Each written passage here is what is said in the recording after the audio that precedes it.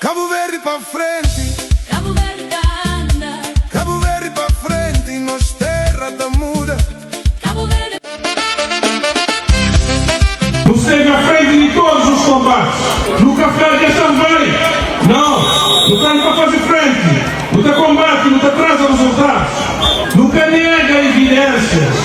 Nunca nega umas situações difíceis. Mas coloca pessoas acima de tudo.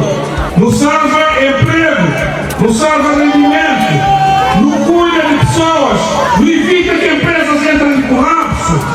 E hoje não tem um país novamente que cresce, um país mais resiliente, não tem um país que está relança novamente essa economia e não tem um país com a menor taxa de desemprego jamais registrada a Cabo Verde.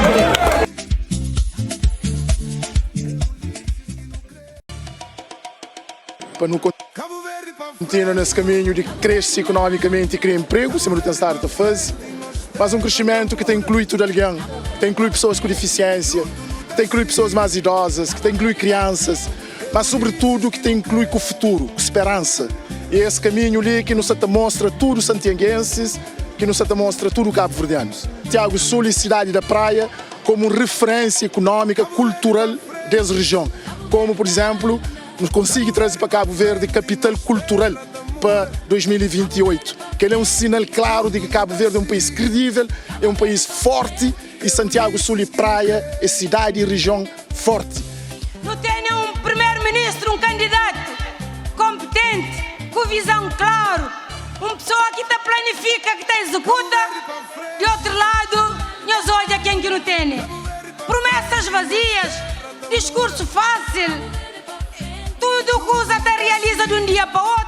Apesar de tudo dificuldade de secas, frente dificuldades, nunca corre de dificuldades, não enfrenta dificuldades. Então não crê para nós vota na nossa, para não continuar a trabalhar Cabo Verde para frente. Um ano depois de não entrar no governo, não apanha aquilo que está classificado como pior seca dos últimos 40 anos.